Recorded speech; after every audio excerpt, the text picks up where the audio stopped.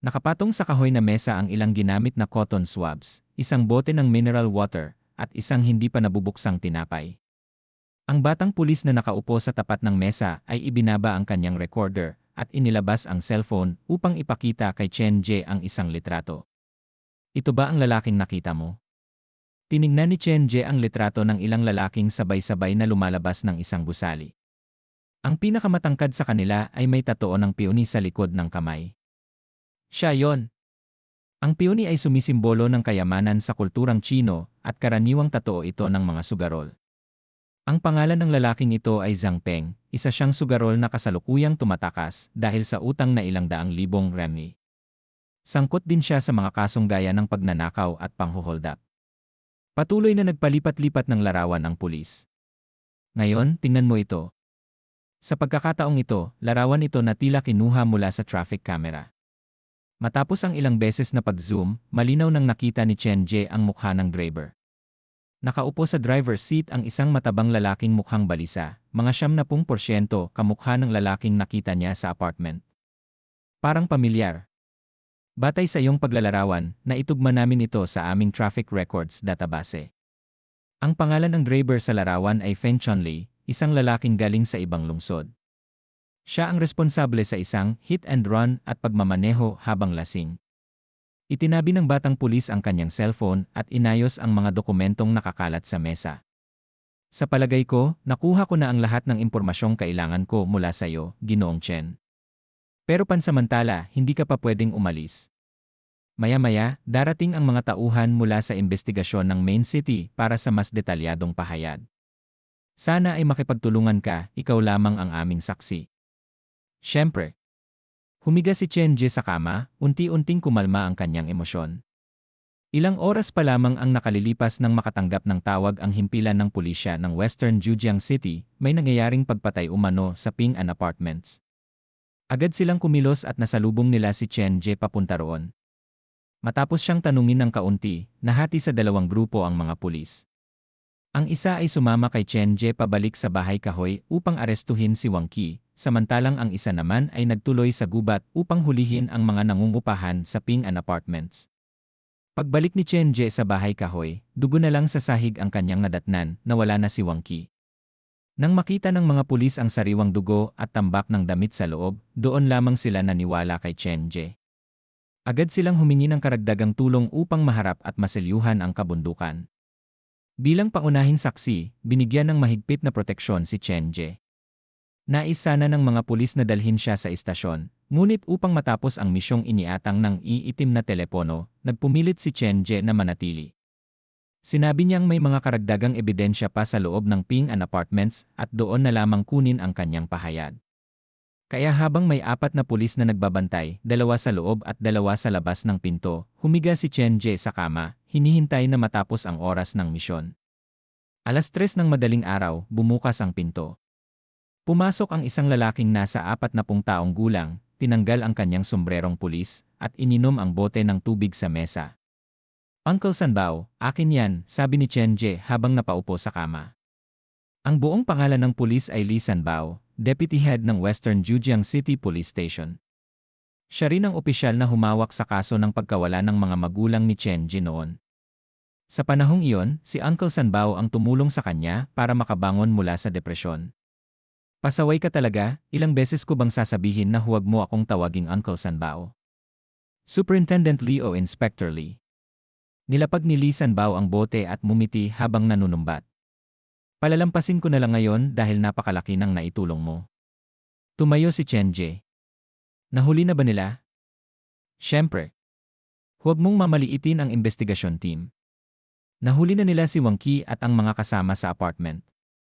Si Zhang Peng lang ang hindi pa natatagpuan. Ayos yan.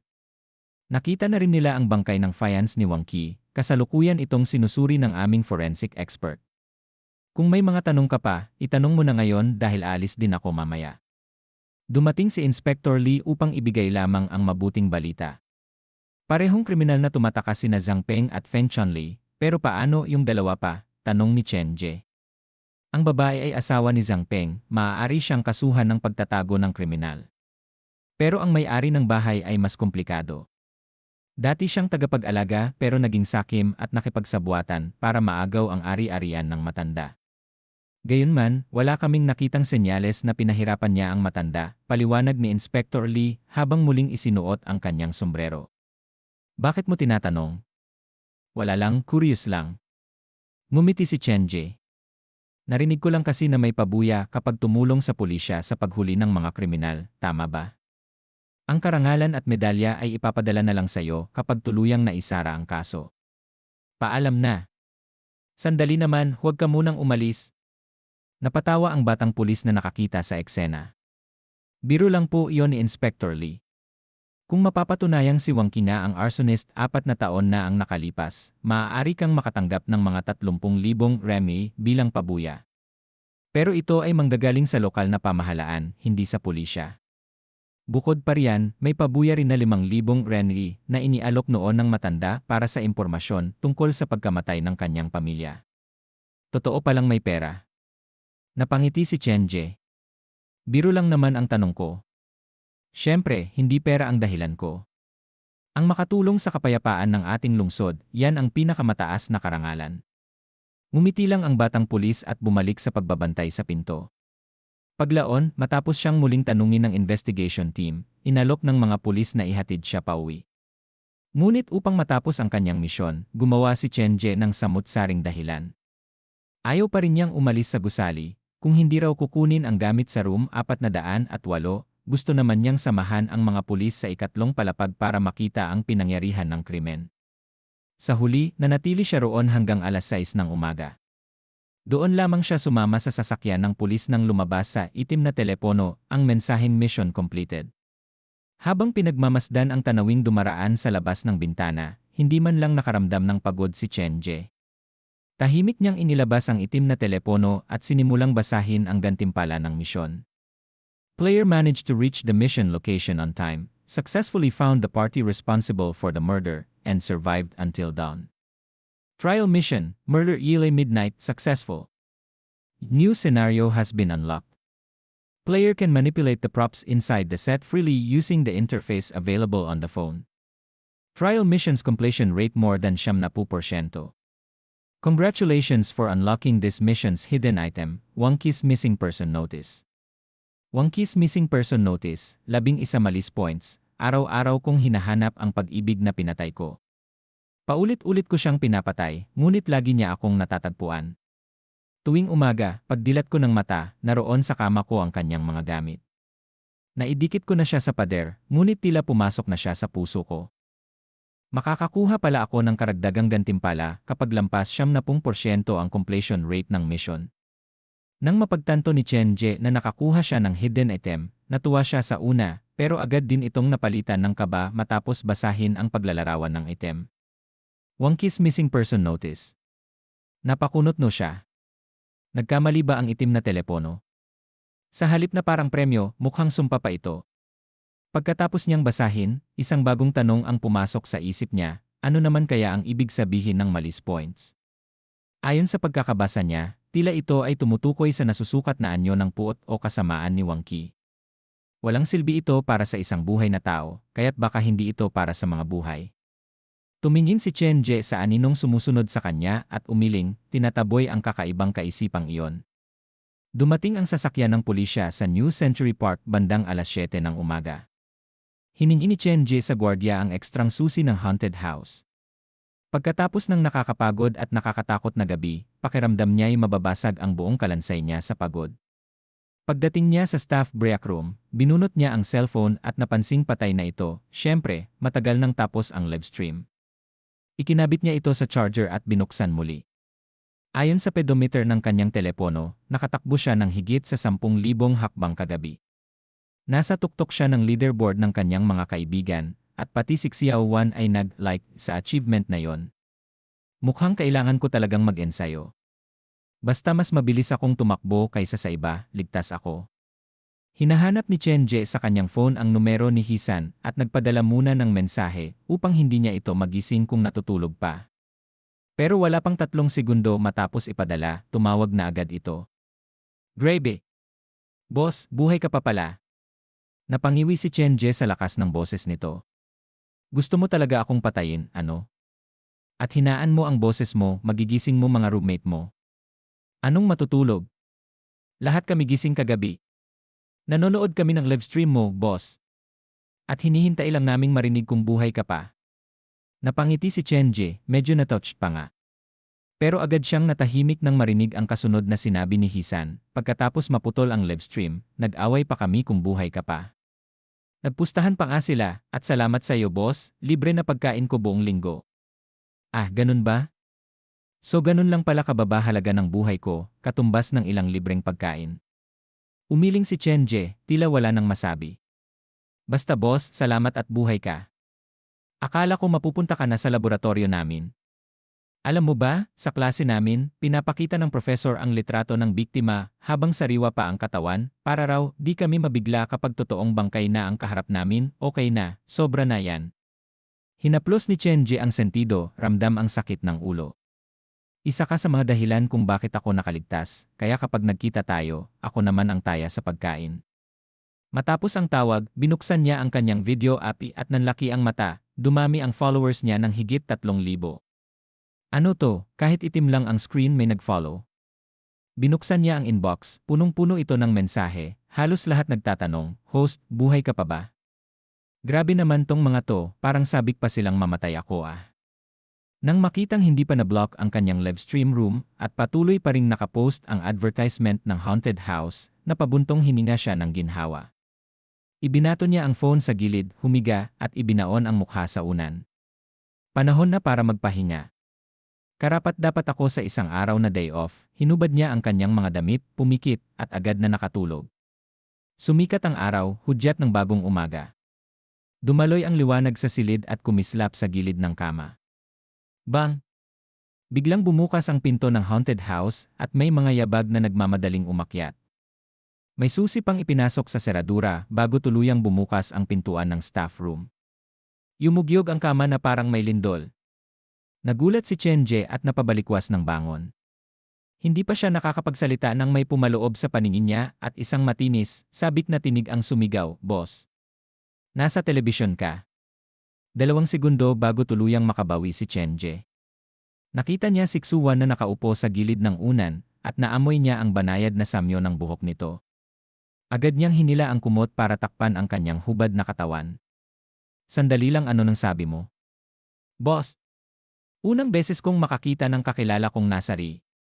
Kahit na pixelated ang mukha mo, kilala kong ikaw yon. Pixelated? Hindi pa rin makasunod si Chenje. Tingnan mo. Inabot ni Xuan ang cellphone niya. Ito yung video clip sa internet, feature ng Jujiang Morning News. Pinindot ni Chenje ang play. Sa screen, lumitaw ang Ping An Apartments. Tagumpay ng katarungan. May bagong pag-unlad sa kasong arson, 4 na taon na ang nakalipas na kumitil sa isang pamilya ng 4 sa Fu An Apartments. Sa tulong ng isang mabuting mamamayan, nasakote ng mga otoridad ang tunay na salarin. Kasunod nito ang maikling panayam at larawan ni Chenje na kasama ang isang pulis, pero heavily pixelated ang mukha. Nakasaad sa caption na hindi pa isinasa publiko ang pagkakakilanlan ng mabuting mamamayan upang maprotektahan ang kanyang kaligtasan dahil may isa pang takas na kriminal. Boss, ikaw yun, di ba? Parehong-pareho ang suot mo kahapon. Pwede bang magbihis muna ako bago natin pag-usapan to? Yumeling si Chenje. Pagkatapos magdamit, ikinuwento niya kay Xuan ang mga nangyari kagabi sa Ping An Apartments, ngunit hindi niya binanggit ang tungkol sa itim na telepono.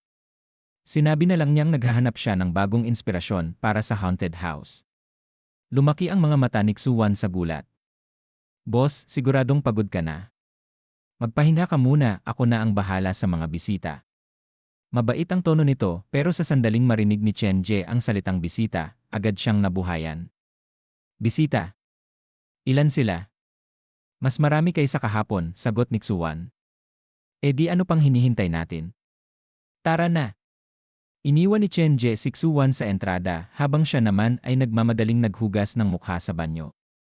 Pagkatapos, kinuha niya ang itim na telepono at binuksan ang Murder Yearly Midnight senaryo. Murder Yearly Midnight, Scream Factor, isa star, natapos na ang senaryo. Malaya kang umakyat sa 3 palapag upang silipin. Babala, kulang na ang panloob na espasyo ng haunted house. Hindi pa maaaring mag-unlock ng bagong senaryo hanggat hindi ito napapalawak. Akala ni Chen Jie kailangan pa niyang maghanda ng kung ano-ano, ngunit mali pala siya, tila naihanda na lahat ng black phone nang hindi niya namamalayan. Pagkatapos magbihis, mabilis siyang umakyat sa ikatlong palapag at binuksan ang pinto. Ang mundong bumungad sa kanya ay ganap na nagbago.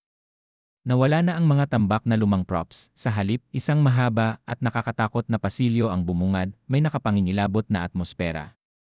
Malawak ang bagong senaryo, kinuha nito ang higit kalahati ng ikatlong palapag, pati na rin bahagi ng Minghon sa ikalawa at Night of the Living Dead sa unang palapag. Tatlong palapag na ngayon ang haunted house. Ang una at ikalawa ay pambungad at ang pinaka nakakatakot ay nasa ikatlo. Pero bakit parang kapareho ito ng Ping An Apartments? Pumasok si Chen Jie upang pag-aralan ang bagong set. Ang estruktura at ayos nito ay halos kapareho ng sa Ping An Apartments, ang buong lugar ay tila humihinga ng kaba at sakit. May higit 10 patibong at maraming silid ang konektado sa isa't isa sa pamamagitan ng mga lihim na pinto. Bukod pa rito, may ilan ding nakatagong surprises na nakakatakot. Ang lugar na ito ay sobrang makatotohanan, perpekto ito para sa isang escape room type na laro. Papasubok ko ito sa mga bisita mamaya, naisip niya. Habang nakatayo roon, bumalik sa isip ni Chen Jie ang mga alaala ng nagdaang gabi at kinilabutan siya. Naranasan niya mismo ang tunay na takot. Dahil limitado ang oras, mabilis lamang siyang naglibot at bumaba na, naghihintay na ang mga customer. Bago pa siya makarating sa pintuan, narinig na niya siksuan, pakiusap, konting pasensya lang po. Sigurado akong paparating na si boss. Habang naghihintay, pwede niyo pong subukan ang ibang atraksyon dito sa park. Miss, sigurado ka bang nasa loob talaga ng haunted house ang boss mo? Napanood namin ang livestream kagabi, hinahabol siya ng higit 10 tao sa kabubatan. Nakaligtas ba talaga siya sa ganoong sitwasyon? Ano? Ako rin napanood ko iyon. Nakulong siya sa apartment na may mga baliw. Hindi ko ma-imagine kung paano siya nakatakas. Sigurado ba kayong pareho tayong pinanood? Puro ingay lang at itim na screen ang nakita ko kagabi. Paano kayo nakabuo ng ganyang kwento? Wala kaming pakialam, pumunta kami dito para makita siya mismo. Kung hindi buhay, kahit bangkay niya. Dahil sa ingay ng usapan, lumabas si Uncle Xu. Habang nakikita niya ang dami ng tao, may halong tuwa at pag-aalala sa kanyang dibdib. Mula nang mangyari ang isang insidente, ang haunted house na dati tila maluluma na ay biglang naging pangunahing atraksyon ng New Century Park. Maraming tao ang pumipila kahit maaga pa lang. Bagaman maganda yon para sa negosyo, tuwing naririnig niya ang mga sinasabi ng mga bisita, napapailing siya. Hindi ito pwedeng magpatuloy. Kailangan kong kausapin si Xiao Chen. Masipag siyang bata, pero ayokong maligaw siya sa madilim na landas. Bumukas ang gate at lumabas si Chen Jie mula sa haunted house. Pasensya na sa paghihintay. Bukas na po ang haunted house. Ticket price ay 20 rengi, bawal ang mga bata. Tahimik ang lahat. Ilang manonood ng kanyang livestream ang agad lumapit at sunod-sunod siyang tinanong tungkol sa nangyari kagabi. Sandaling sumikat si Chen Jie, pero pagkatapos ng 5 minuto, bumalik ang kaayusan at isa-isang pumasok ang mga tao sa haunted house. Dahil sa karanasan noong nakaraan, hindi na niya inulit ang Black Friday sound loop. Imbes, hinalo niya ito sa mahabang listahan ng mga sound effects na random na tumutugtog. Tinulungan niya si Xiao Wan sa makeup, saka ito inutusan na sundan ang mga bisita sa Minghon senaryo, habang siya naman ay nagbenta ng tiket sa labas. Dumarami na ang mga bisita at lumalago ang reputasyon. Kung magpapatuloy ito, maaabot ko na ang kailangan para mapalawak ang haunted house. Kinuha niya ang itim na cellphone at tiningnan kung gaano pa kalayo siya sa target na bilang ng bisita, pati na rin ang bagong daily mission. Mga daily mission, easy mission, kung gusto mong bigyan ng matinding takot ang mga bisita, kailangan mong bantayan ang ritmo ng kanilang karanasan. Huwag masyadong maaga magpa-jump scare. Iminumungkahi na maglagay ng sound detector o kamera para masubaybayan ang progreso ng mga bisita. Normal mission, ang susi sa mahusay na takutan ay ang elemento ng sorpresa. Halimbawa, ilagay ang pinagmumula ng takot sa direksyong hindi inaasahan ng mga bisita. Suriin kung ang mga props ay akma sa prinsipyong ito. Nightmare mission, may mga kakaibang tunog na lumalabas mula sa banyo tuwing hating gabi. Kung gusto mong malaman kung bakit, sundin ang aking mga tagubilin. Babala, habang tumataas ang antas ng misyon, tumataas din ang panganib. Pumili ng mabuti. Pagkatapos basahin, agad niyang tinanggihan ang nightmare mission. 2 gabi na siyang walang tulog at kailangan niya ng pahinga. Bukod pa rito, mayroon pa siyang mirror monster na kailangang harapin, hindi niya kakayaning makipagsabayan sa isa pa. Ang mga reward sa nightmare mission ay kadalasang skill, pero masyadong delikado. Ang easy mission naman ay nangangailangan ng pera, hindi pa dumarating ang bayad para kay Wangki, kaya hindi ko pa kaya yon. Ang normal mission na lang muna. Tinanggap niya ang normal mission at nagplano ng mga bagong scare layout. Habang nag-uusap sila ni Xuan sa radyo, tumulong siya sa pagpapaganda ng set. Nang dumating ang tanghali at humupa ang pila, pinakain muna niya si Xuan at nagtrabaho siya mag-isa sa Minghun set. Pinagbuti niya ang mga scare point upang ilihis ang atensyon ng mga bisita, sa sandaling tumingin sila sa maling direksyon, saka lalabas ang tunay na takot mula sa ibang bahagi. Makaraan lamang ang ilang oras, nag-alerto ang black phone, tapos na ang misyon. Normal mission complete. Maraming paraan para takutin ang tao, ang elemento ng sorpresa ang susi. Binabati kita, natanggap mo ang gantimpala, Dr. Skullcrackers uniform. Item description, si Clark ay isang doktor sa mental hospital sa loob ng 20 taon. Dahil sa patuloy na pakikisalamuha sa mga baliw, nabali ang kanyang isipan. Isang araw, naisip niyang tapusin na ang lahat, naniniwala siyang ang kabaliwan ay nasa utak ng kanyang mga pasyente, kaya't ang tanging lunas ay buksan ito at alisin ang pinagmumulan ng sakit sa ngalan ng pagligtas. Perfect timing, isip ni Chenji. Kung ipaparis ko ito sa Murder Ely Midnight scenario, siguradong magiging mas matindi ang karanasan. Habang nagsusulat siya ng mga bagong ideya, biglang tumunog ang telepono. Hisan, sagot niya. Bakit? Boss, naalala mo yung sinabi ko dati? Yung mga senior sa department namin, nagbuo ng grupo para maghiganti kay Gao Ruxui matapos mo siyang takutin hanggang sa maiyak. Papunta na sila riyan. Boss, maghanda ka. Papunta na sila ngayon? Tanong ni Chenje, na halatang hindi naman gaanong apektado sa sinabi ni Hisan tungkol sa mga seniors nito. Boss, pinapahamak ko sarili ko sa pagsasabi nito, bulong ni Hisan. Pero plano ng mga seniors na gumawa ng funny video sa loob ng haunted house mo at ipopost nila online para mapatawa si Senior Gao Ruxui. Sana hindi ka magalit, alam mo naman, 5 lang ang klase namin sa buong kurso at 7 lang ang babae. Yung pinaiyak mo, siya yung pinakamaganda sa lahat, kaya. Boss, mag-ingat ka. Narinig ni Chenje ang mga yabag sa kabilang linya at agad na binaba ni Hisan ang tawag. Gusto nilang mag-shoot ng comedy video sa loob ng haunted house ko. Napangisi si Chenje at isang tusong ngiti ang lumitaw sa kanyang labi.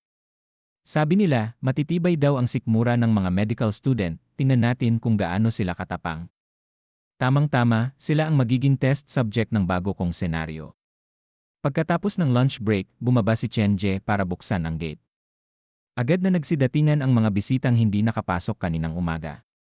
Ilan sa kanila ay sadyang pumunta matapos mapanood ang mga video at live stream ni Chenje online. Ang iba naman ay isinama lang ng pamilya o kaibigan, at ang ilan ay dala lang ng kuryosidad. Ticket price, 20 relry. Para sa pinakamagandang karanasan, inirerekomenda naming pumasok bilang grupo ng 3. Habang pinapanatili ni Chenje ang kaayusan, nakikipag-ugnayan din siya kay Xuan sa radyo. Pareho silang abalang-abala. Lumipas ang oras, at pagsapit ng 3:00 ng hapon, dumating sa New Century Park ang 7 kabataang pormal at pormado, halatang magkakaklase. Diretso silang nagtungo sa haunted house, parang may misyon. Iba-iba ang personalidad ng bawat isa, at hindi sila gaanong nag-uusap. Tahimik silang pumila, kaya't kakaibang tensyon ang bumalot sa paligid. Makalipas ang ilang minuto, nang lumabas ang naunang grupo ng mga bisita na halos magkakayakap sa takot, lumapit sa counter ang pinakamataas sa grupo. Boss, 6 na ticket, malalim at paos ang boses nito. Tiningnan sila ni Chenje. Pero 7 kayo, hindi ba? Itong isa, tagahatid lang namin, sabay hatak ng matangkad na binata kay Hisan. Boss, hindi na po ako papasok, mabilis na sabi ni Hisan, halatang na-trauma pa rin sa unang karanasan niya. Ngumiti siya kay Chenje bago mabilis na bumalik sa likod ng grupo. Dahil nandito na rin kayo, sayang naman kung may maiiwan. Heto, libre na lang ito. Inabot ni Chenji ang 7 tiket. Lahat kayo taga Zhejiang Medical University, tama ba? Ikinagagalak kong makilala kayo. Ang kabaitan ni Chenji ay nakapagpahiya ng bahagya sa mga estudyante. Hisan, binigyan ka na ni boss ng tiket, nakakahiya kung tatanggihan mo, sabi ng matangkad na binata. Matapos tanggapin ng lahat ang tiket, hindi pa rin sila pumasok agad. Sa halip, nagsama-sama muna sila sa labas, halatang may tactical meeting. Hisan at ako ang unang grupo. Sina Monkey at Lao Zhao ang pangalawa. Sina Lao Song, Xiao Hui, at Xiaoling kayong tatlo ang huli. Lahat ba ay kabisado na ang mga tactics na pinost sa forum? Kabisado na.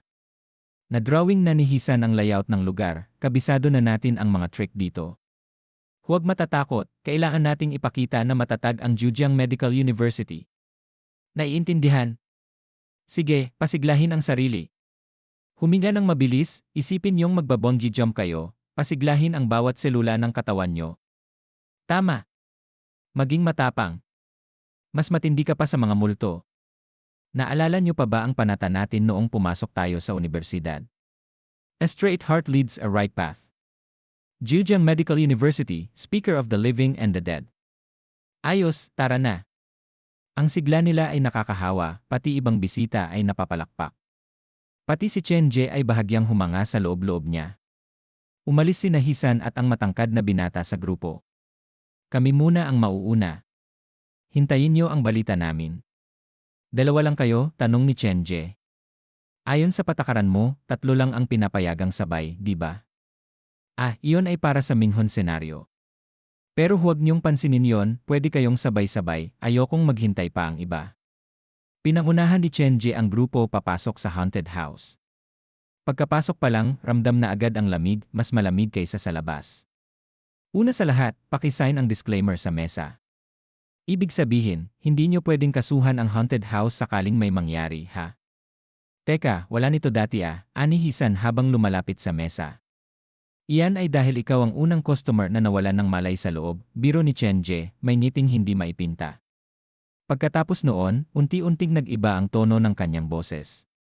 Alam ko, sinabi na sa inyo ni Hisan ang kasaysayan ng lugar na ito.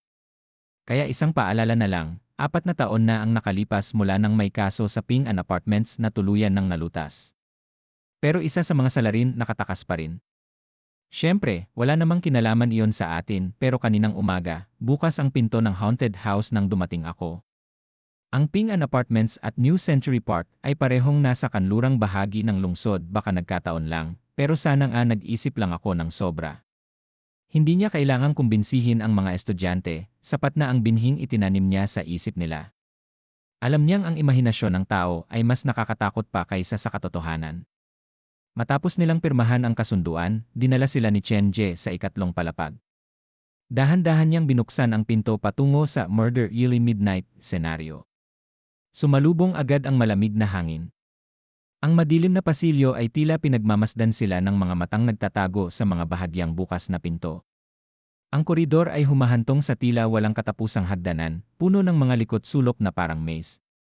Sa kisam ay may mga bakas ng sunog, at sa mga pader ay mga kalmot, tila ba may desperadong sinubukang makatakas. Biglang natahimik ang grupo. Ang apoy ng kanilang tapang ay parang napawi, at sabay-sabay silang napatingin kay Hisan. Nasaan ang si Heiwan? Iba ito sa sinabi mo. Nagbuhat pa ako buong gabi para lang ma-practice yung pagbukas ng takip ng kabaong. Halos maiyak na si Hisan sa mga tingin ng mga kasama niya. Tumingin siya kay Chenji para sa tulong, ngunit nagpatay mali siya lang ito. Ang tema ng eksenang ito ay Murder Early Midnight, paliwanag ni Chenji. Bawal kumuha ng larawan. Ang sino mang lalabag ay mananagot sa anumang mangyari. Ang labasan ay nakatago sa loob at may limitasyon kayong 20 minuto. Kung gusto niyong sumuko, sumigaw lang sa kamera at pupuntahan ko kayo. Pagkapasok ng grupo sa madilim na koridor, umiti si Chenji ng palihim. Enjoy, sabi niya at marahang isinara ang pinto. Ang pinto ng Murder Early Midnight na eksena ay nagsara na may malinaw na click at ang tunog na yon ay tila isang tanikalang bumulot sa puso ng grupo ng mga estudyanteng medikal. Hisan, base sa karanasan mo dati, ano sa tingin mong pinakamagandang gawin natin? Hanapin agad ang exit. Pagkatapos niyang ikandado ang pinto, agad na tinawagan ni Chen Jie-Sixuan para sabihing magkita sila sa silid ng mga props. Boss, bakit ang bilis mo? Nasa loob na naman ng gusali ang mga bisita, di ba? Sixuan, na nakasuot pa rin ng make-up ng isang bangkay at kasuotan ng ghost bride mula sa Minhun na set, ay mukhang multo habang tumatakbo. May bago akong ginawa sa ikatlong palapag, ang tawag dito, Murder Early Midnight. Tamang-tama ang grupo ng mga estudyante para subukan ito. Binuksan ni Chen Jie ang pinto at ginamit ang itim na telepono para hanapin ang mga kailangan niya. Pero boss, hindi ba dapat inspeksyonin muna ng park management ang bagong set bago gamitin? Sabay sundot ni Xuan sa suot niyang palda para hindi siya madapa. Ano bang hinahanap mo, boss? Yung uniforme na ako mismo ang gumawa para sa'yo. Uniform. Sa pinakadulong sulok ng silid, nakita ni Chen Jie ang isang pamilyar na kahon na gawa sa kahoy. Hindi niya inasahang muling lilitaw ito, ang kahong minsang pinaglagyan ng manika at ng itim na telepono. Lumapit siya at sumilip sa loob. Nandoon ang isang kakaibang martilyo, dugo ang kasuotan, at isang luma at nanilaw na missing person notice. Ayan, nahanap ko na. Hinila ni Chen Jie ang kasuotan. Bagaman mukha itong normal na puting uniforme ng doktor, napakabigat nito marahil dahil sa mga bakal na kadena na tinahi sa tela. Ang mga kadena ay may mga ukit ng mukhang nagdurusa. Boss, ito ba yung sinasabi mong uniforme ko? Umatras si Xuan ng ilang hakbang, naamoy niya ang amoy ng dugo na tila nagmumula sa kasuotan. Pwede bang huwag ko na lang isuot? Sa haunted house, ang mga extra ay mga aktor, Xiao Wan. Alalahanin mo ang mga turo ng mga propesor mo, kailangang kayanin ng isang aktor ang kahit anong papel. Binuka ni Chen Jie ang kasuotan, at mula rito ay nahulog ang isang maskara na parang balat ng tao. Yumuko siya para pulutin ito, at nang makita niya ng maayos, kinilabutan siya. Ang maskara ay tila tinahi mula sa iba't ibang bahagi ng mukha ng mga lalaki, magaspang at nakakatindig balahibo. Boss, huwag mong sabihing isusuot ko rin yan. Umatras na si Xuan hanggang pinto. Sige na, subukan mo lang. Gusto ko lang makita kung ano ang itsura kapag buo. Ako naman ang magiging multo sa susunod, ha? Sige na, ang tono ni Chen Jie ay parang tukso ng isang demonyo sa mga kwento. Fine, susubukan ko. Tinanggap ni Xuan ang maskara at kasuotan, at nagpalit siya mismo sa harap ni Chen Jie, parang wala lang. Boss, sa totoo lang, kailangan mo na talagang i-update ang konsepto mo ng uniforme. Pagkapulupot niya ng mga kadena sa katawan at maisuot ang duguang kasuotan at maskara, tila nagbago ang buong aura niya, napalitan ng kabaliwan, kalupitan, at kasamaan. Hindi masama, bulong ni Chen Jie, na hindi pinayagang tumingin si Xuan sa salamin, baka siya mismo ang matakot sa sarili. Heto, bitbitin mo ito. Kinuha niya ang kakaibang martilyo mula sa kahon. Mga 40 sentimetro ang haba nito, ang hawakan ay parang gulugod ng tao, at sa dulo nito may kawit na pwedeng ikabit sa kadena ng kasuotan. Sa magkabilang gilid ng ulo ng martilyo ay may mga karayom para sa bloodletting. Hindi naman mabigat, hollow sa loob. Pero kung mahirap dalhin, kaladkarin mo na lang. Sanay na si Xuan sa mga kabaliwan ng kanyang boss, kaya tahimik na lang siyang tumango at tinanggap ang martilyo. Ilalagay mo ang phone mo sa bulsa mo, siguraduhin gumagana ang earpiece.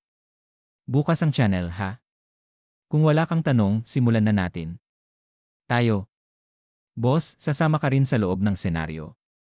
Ang malamyos niyang boses mula sa maskara ay lalong nakakatindig balahibo. Siyempre. Tara na, baka nababato na ang mga bisita. Pinapasok ni Chen Jie-Sixuan sa Murder Early Midnight habang siya naman ay bumalik sa main control room. Makaraan ng ilang minuto, nakita niya sa monitor ang mga anino ng 7 estudyante. Mas mahina pa pala ang loob ng mga ito kaysa kay Gao Ruxui. Halatang kabado na ang mga mukha nila. Hanggang ngayon, nasa may entrance pa rin sila. Mukhang kailangan ko silang tulungan ng konti. Binago ni Chen Jie ang background music sa Black Friday bago tawagan si Xuan. Xiao Wan, malawak ang bagong senaryo na ito, umaabot mula ikatlong palapag hanggang sa unang at ikalawa. May hagdanan sa magkabilang dulo, kaya huwag kang maglalakad ng walang direksyon o baka maligaw ka. Pakinggan mong mabuti ang mga utos ko. Naintindihan. Pagkatapos isara ang komunikasyon, naglagay si Chen Jie ng kaunting make-up sa sarili bago pumasok sa eksena gamit ang lihim na daanan ng mga empleyado. Dahil sa black phone, kaya niyang kontrolin ang mahigit 10 props at traps sa buong lugar, kaya mas malaki ang replayability ng Murder Yacht Midnight kaysa sa mga nauna niyang set. Sa dilim ng palapag, itinabi ang bathtub sa isang silid. Lumabas si Chen Ji mula roon at ibinalik ang lahat sa dati. Si Yao Wan, malamang nasa room 207 na sila. Pumwesto ka sa kaliwang hagdan at hintayin ang susunod kong utos. Sabay akma ni Chen Ji sa dilim at umakyat sa ikatlong palapag. Samantala, walang kaalam-alam ang grupo ng mga estudyante na may paparating ng panganib. Abala pa rin sila sa paghahalukay ng mga props, umaasang may makikita silang clue. Bukod sa madilim at malamig, hindi naman ganun katakot-takot itong lugar. Parang ata tayo, sabi ni Monkey, ang pinakamasigla sa grupo. Brother Feng, hatiin na lang kaya tayo sa dalawang grupo para mas mabilis. Ang tinutukoy niyang Brother Feng ay ang matangkad na leader nila. Medyo nabahala siya nang mapansing iba ang layout kaysa sa inasahan, pero habang tumatagal, napansin niyang hindi naman ganoon kasindak ang lugar. Tama ka. Monkey, Laosong, isama niyo yung dalawang babae at hanapin niyo yung mga silid sa kaliwa. Kami namang tatlo sa kanan. Dapat pa noon pa natin ginawa yan. Mas nakakatakot pa nga yata ang morgue sa universidad kaysa rito, sabi ng isang babae na may kulay ang buhok at may kaunting makeup, mas mukha siyang adult kaysa estudyante. Sister Hui, Brother Feng, huwag tayong kampante, nanginginig na sabi ni Hisan habang nagtatago sa likuran. Hindi niyo kilala ang boss ng haunted house na to, baliw yon, parang wala nang takot sa kamatayan. Sinubukan ni Hisan na kumbinsihin ang mga kasama niya, ngunit hindi na tinag ang mga nakatatanda. Lahat sila ay naniniwalang pinapalabis lang ni Hisan ang takot niya para pagtakpan ang kanyang duwag na ugali. Sa isip nila, seeing is believing. Nasa loob na sila ng haunted house ng ilang minuto at wala namang nakakatakot na nangyayari sa ngayon. Si Yaosan, kung takot ka talaga, pwede kang magtago sa likod ng ate mo, biro ng babaeng tinawag na Sister Hui, habang nauuna siyang pumasok sa susunod na silid. Pare-pareho lang naman ang mga dekorasyon dito. Mas nakaka-excite pa sigurong manood ng crime drama sa kama. Sige, hati-hati na tayo gaya ng napag-usapan kanina, sabi ni Monkey, sabay habol kay Sister Hui. Hanapin na lang natin agad yung exit, nakakaboring na. Sumunod din sina Laosong at Shailing, isang tahimik na babae, at naiwan si Hisan kasama sina Brother Feng at Lao Zhao sa pasilyo. Sa totoo lang, medyo nadismaya ako, sabi ni Lao Zhao, isang matabang lalaki na mas maputi pa sa karamihan ng babae. Konting lakad lang, pawis na agad siya. Tigilan mo na yan at gumalaw na tayo, utos ni Brother Feng sabay lakad, at sumunod si Lao Zhao. Naiwan si Hisan mag-isa sa pasilyo, na natiling alerto. May masamang mangyayari, bulong niya sa sarili. Pagkalakad niya ng 2 hakbang, bigla siyang natigilan. Sandali parang nag-iba yung background music. Pero bakit parang pamilyar ang tunog na to? Bago pa siya makapag-focus, may marinig siyang malutong na tunog. Sinubukan niyang pakinggan ulit pero nawala agad. Mukhang galing iyon sa dulo ng pasilyo. May sumusunod sa atin, bulong niya, sabay takbo para habulin ang mga kasama. Nagsimula na ang totoong Murder Yacht Midnight senaryo. Dumilim ang ilaw, gumalaw mag-isa ang mga bagay sa pasilyo, at umalingaw-ngaw ang kalansing ng mga kadena mula sa hagdanan. May nakita ako, sigaw ni Sister Hui, bit-bit ang isang ragdoll. Tingnan nyo, nakaupo lang ito sa gitna ng kwarto. Senior, huwag niyo pong basta gagalawin ang mga gamit dito. Noong huli, na-activate ang trap nung inusob namin yung kabaong, paalala ni Hisan, pero walang nakinig.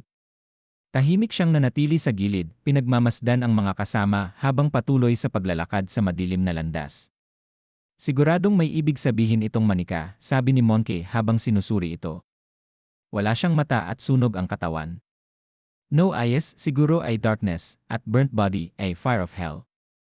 O baka naman murder ili arson, dagdag ni Brother Feng, sabay pinisil ang manika. May matigas sa loob, hindi puro bulak. Buksan mo nga. Binuksan ni Monkey ang zipper sa likod ng manika. Puno ito ng mga pira-pirasong papel. Kumuha siya ng isa, sulat kamay ng parang bata. Ano nakasulat? Tanong ng isa. Nang mabasa ni Monkey, biglang lumamlam ang mukha niya. Ipinakita niya sa iba ang papel, 6 lang na salita ang nakasulat, lahat kayo ay mamamatay. Pare-parehong ganyan ang nakasulat sa lahat, sabi ni Monkey. Ganon kalalim ang galit ng gumawa nito. Ibalik mo na, nakakakilabot, wika ni Xiaoling sabay umatras. Manika lang yan. Dekorasyon lang yan ng haunted house, sagot ni Monkey, pilit pinatatag ang boses. Binalik niya ang papel sa loob ng manika at itinapon ito sa sulok ng pasilyo. Tara, sa susunod na kwarto na tayo. Pero halata sa nanginginig niyang tinig ang kaba. Sandali, sabi ni Sister Hui, hawak ang isang gusot na papel. May nakita rin akong ganito kanina. Parang diary entry. Binasa ito ni Lao Zhao, pakiramdam ko may ibang tao sa loob ng bahay. Hindi ko alam kung nasa ilalim siya ng kama o sa loob ng kabinet. Sinabi ko na kina mommy, daddy, at ate, pero hindi nila ako pinakinggan. Sa gabi, nilakasan pa ni daddy ang lahat ng kandado. Hindi ko alam kung bakit takot sila sa mga nasa labas, kung ang dapat nilang katakutan ay nasa loob ng bahay. Punyeta! Ano to, bulalas ni Lao Zhao, sabay balik ng papel kay Sister Hui. Panggulo lang to, huwag tayong paloko. Ang galing ng detalye, pero hindi pa rin sapat para takutin ako, sagot ni Sister Hui, sabay balik ng papel sa dati nitong pwesto.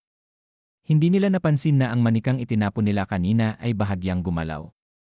Huwag na tayong mag-aksaya ng oras, hanapin na natin ang exit, sabi ni Brother Feng matapos maghalughog ng 5 silid. Malaki tong palapag na to, hindi natin matatapos lahat sa oras. Malamang nasa ibang floor ang exit, paliwanag niya. Maghihiwalay ulit tayo, tanong ng isa. Huwag. Mas madali tayong masingilisa kung hiwa-hiwalay, sagot ni Hisan. Ngunit tulad ng dati, binaliwala siya ng grupo. Lagpas 10 minuto na tayo dito, wala pa ring nangyayari. Medyo creepy, pero hindi nakakatakot. Maghiwalay na tayo ulit, sabi ni Lao Zhao. Huwag niyong kalimutan, kailangan nating makalabas sa oras para maibalik ang dangal ng unibersidad natin. Tama. Gawin na natin ayon sa plano. Bago matapos ang usapan, biglang sumigaw si Hisan, pakinggan niyo naman ako. Tinuro niya ang dulo ng pasilyo. Mula kanina pa ako may naririnig na kakaibang tunog galing sa hagdan. May sumusunod sa atin. Napansin niya ng grupo ang kalansing ng mga kadena, palakas ng palakas. Relax lang, sabi ni Lao Zhao, tinapik si Hisan. Sabi nga ng may-ari, murder really midnight to, ibig sabihin may murder. Aktor lang yon, kaya anong ikatatakot mo? Nagtawanan ang grupo, pinagtatawanan ang nerbiyos ni Hisan. Huwag kang mag-alala, andito kami, sabi ni Lao Zhao sabay labas ng cellphone. Sige, mag-shoot tayo ng short video para i-post sa account ng may-ari. Gagawin nating biro to. Itinaas niya ang cellphone para makapture ang lahat. Pero nang sumilip siya sa screen, nanigas siya. Isang malamig na kilabot ang gumapang mula paa hanggang ulo. Nanginginig, ibinagsak niya ang cellphone. Fatty! Anong problema mo? Sigaw ni Monkey. Grabe, nagulat ako, sabi ng isa. Hindi agad nakasagot si Lao Zhao. Nanginginig ang tinig niya nang sabihin, bilangin niyo kasama ako. Bakit 8 tayo?